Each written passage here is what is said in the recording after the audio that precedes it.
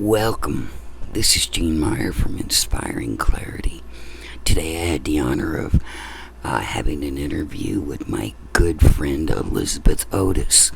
Now, this will be a great interview for you to just grab a cup of coffee and sit down and listen to. We're going to talk about sexual energy, sexual contact, and transmuting sexual energy. So I'm sure everyone will enjoy it as much as I do. Elizabeth, girl, you just take it away. Hello. Thank you so much, everybody, for listening to us today. I have the amazing Gene Meyer here today. Gene, say hello. Hello. Glad to be here.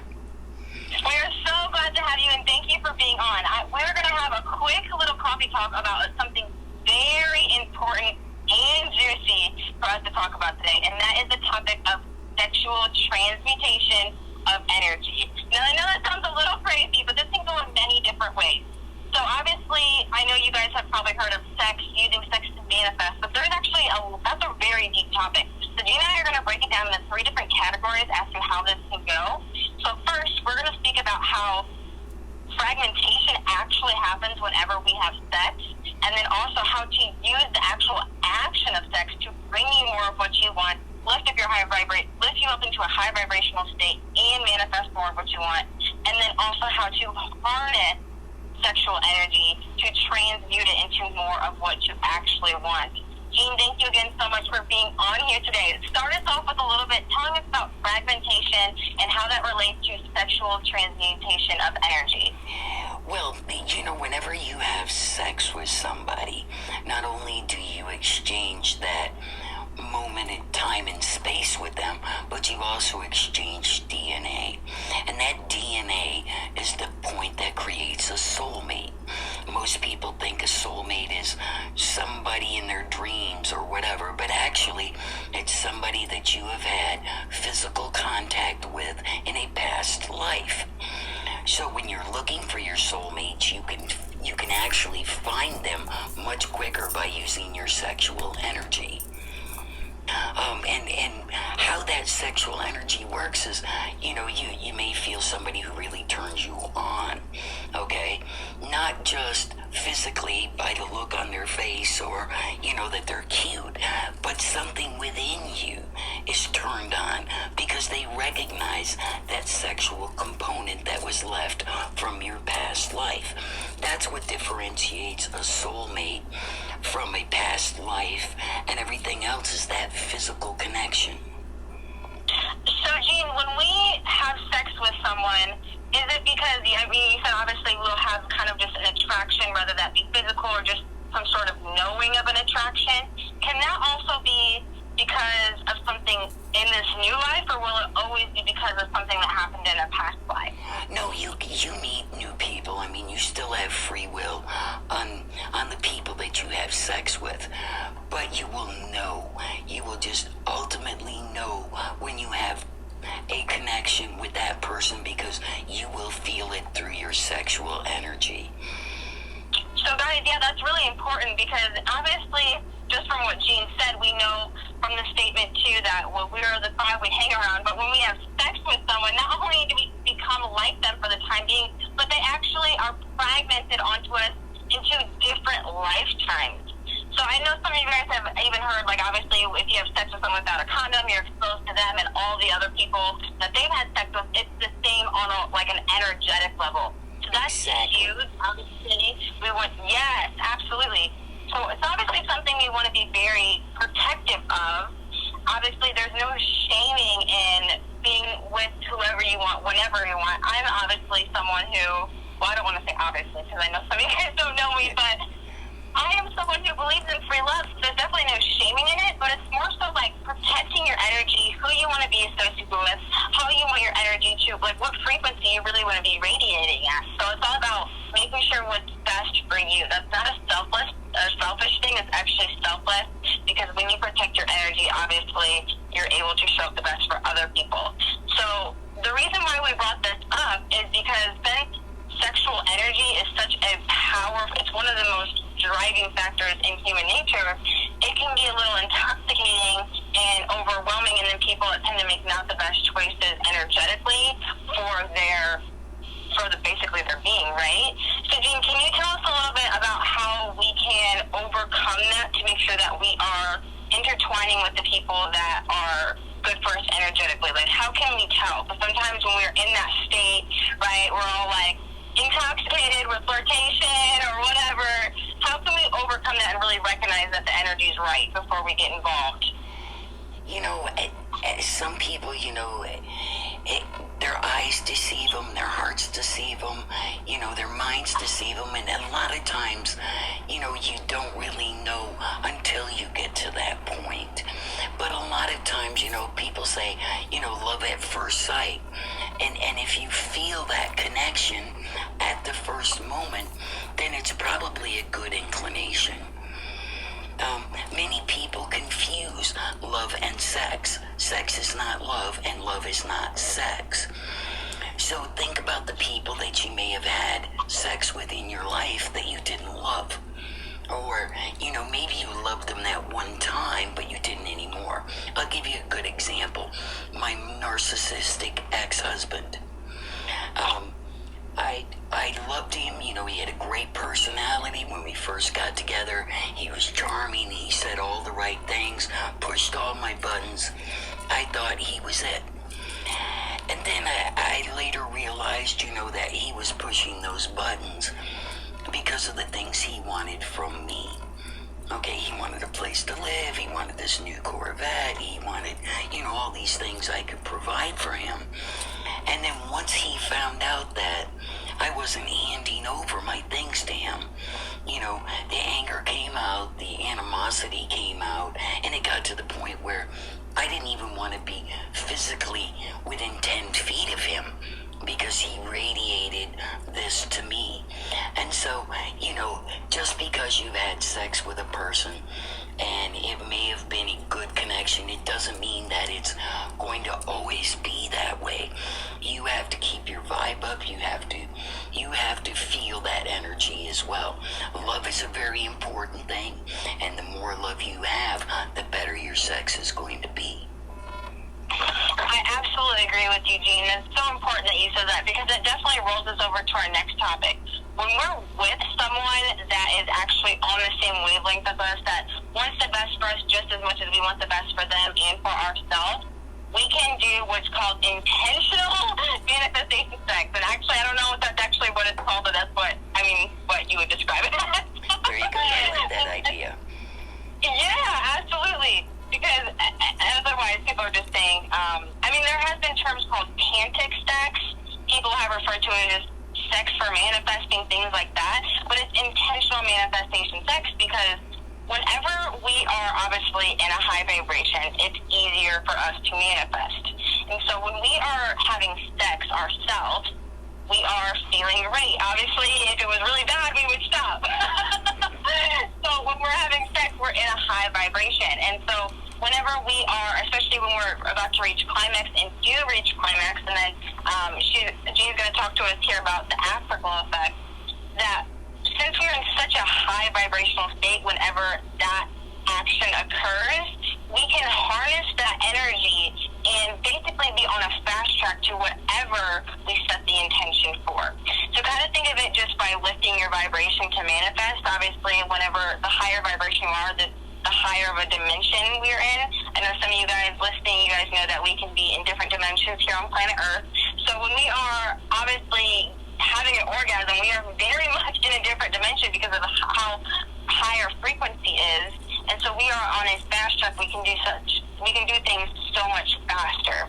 So whenever we are obviously next to anybody, whether that be manifesting, hanging out, you guys all have heard the terms of you're the five you hang around. Our energy is intertwining. Our auras go out 7 feet in all directions. So even if you're not talking to someone, your energy is intertwining. So it's really important that we're obviously not just, around the people that we have the same intentions for, but having sex because of how closely and deeply these energies are intertwining. It's going to take, obviously, yes, you can realign yourself, raise your vibration. But since this is something so powerful, it can also harm you if you do not protect yourself on a deep level. And so then on the flip note, you know that you can also harness this energy and use it to your extreme advantage. So Jean, can you tell us a little bit about, obviously they know now that when you're in climax and about to, and also having an orgasm, that you're in a high vibrational frequency. So when you're setting those intentions, you're on a fast track for, you'll receive them quicker, you'll have the clarity on what to do next more. But what's the afterglow effect of it, and like what's the big deal about that? Well, first I want to say that, when you're wanting to use that energy, you have to have that intention, okay? And an orgasm is as close as the human physical body can get to transferring to spirit. So our vibes are really up, okay? And once we get that orgasm, either one or both, and multiple orgasms work for me. When our bodies finally start relaxing, sex is the ultimate in creativity, okay? Some people write, some people paint, but in a human life, sex creates other people. And so that is our highest premise of creativity. Okay, you can have sex by yourself and not have another person and have an orgasm and still have that good feeling. So the afterglow is when you're winding down, you're feeling good, you've got that, back and forth, you're laying in somebody's arms, you're feeling that, and they're radiating that. That's the time you should be thinking how much you love somebody, the things that you want to go forward with in life with that person. And you can say it out loud, or you can, think about it in your head, but that's the time for you to put out all that energy while that is flowing in that direction. Is just put it out there and say, think about it and say, in a year from now, I want to be on a beach in Hawaii with this person. In a year from now, I want to be traveling around the world. And because you're on that vibration and you're radiating that vibration, and somebody is with an equal vibration as you, if you make that exchange and you agree and you start talking, wouldn't it be great in a year from now to be on the beach in Hawaii? At that point, you both are manifesting together.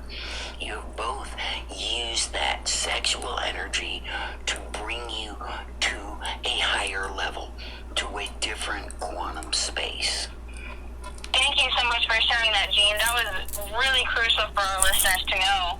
And then, of course, obviously, with all of that being said, this is such a deep topic because it goes in many different ways. There's obviously the harnessing of the sexual energy in itself, without even having sex, without even having an orgasm, or anything in itself. So just like having drive or having anything in life, really, everything is merely energy. So obviously sexual energy, since it is a vibration and it's one of those, it's one of the more powerful driving forces in our vibrations here on planet Earth. We know that when we harness this energy, we can use law of perpetual transmutation of energy and transmute it into something else. So breaking that down, because I know that sounds a little crazy, say like in plain terms, like when you're super horny, or if you when you are super horny or whatever, because there's really no other term for it that I can think of off the top of my head.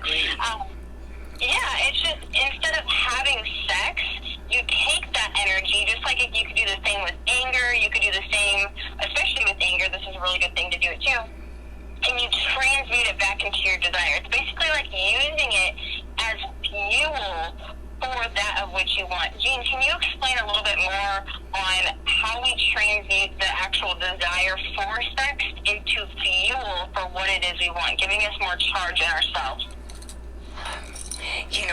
When you think higher thoughts, okay, and sex is a higher thought, that's a joined energy, and once you get past this being human and start thinking above, you've already transmuted. Once your body starts in that direction, now you're physically transmuting.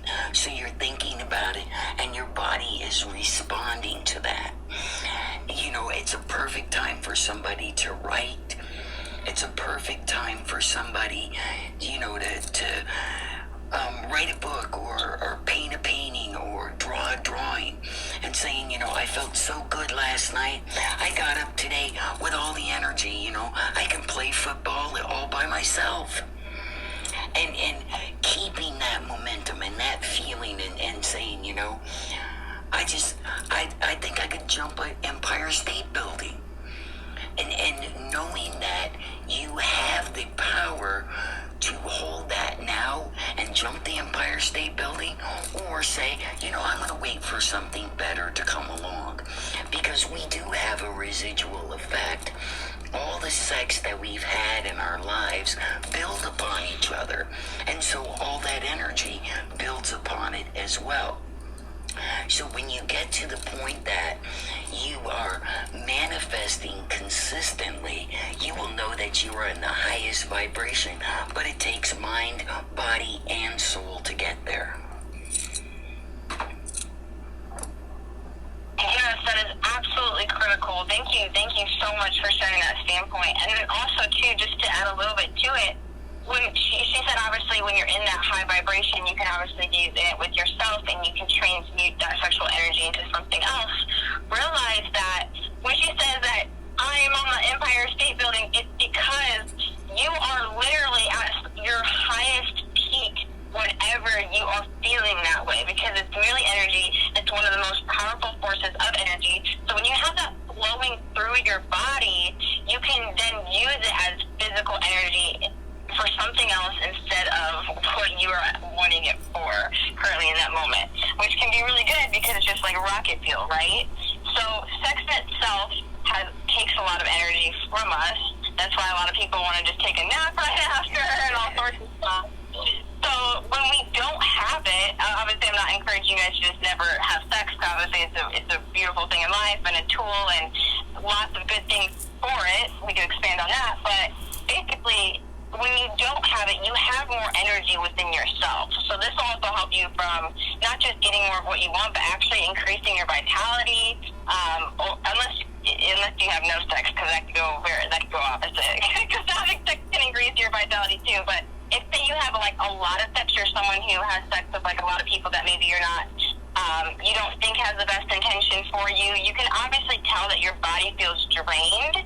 And so when you start limiting yourself from those type of circumstances, you'll notice that you'll have a lot more energy within your body. Again, this goes for the people who feel like they're having sex with people that don't have the same intentions as them, and obviously it doesn't apply to people who are having no sex at all, because obviously it does have a vitality standpoint to it as well. But yes, that was very, very crucial for everyone to know. So thank you so much, Jean, for sharing all of those in-depth, not just tools for us to use, but just wisdom in itself. Thank you so much for having this coffee talk with me today. And is there anything else that you want to say to our listeners before we sign off?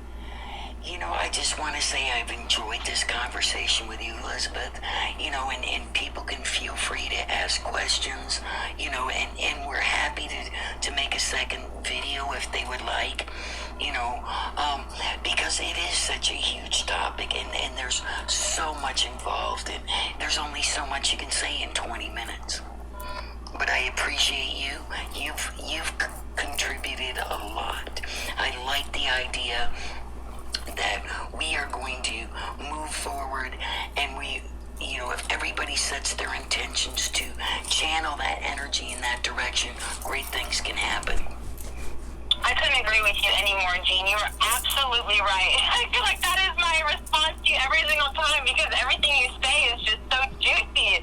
So thank you again for being on here, and thank you guys for listening. If you are listened all the way through, you truly, I know, are on your way to getting exactly what it is you want, because you are very intentional with what you are spending your time on.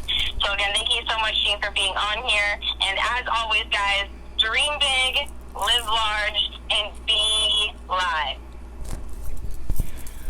I hope you enjoyed that Coffee Talk with my good friend Elizabeth Otis. As always, I welcome your comments. Tell me what you think. Love to all. Gemini.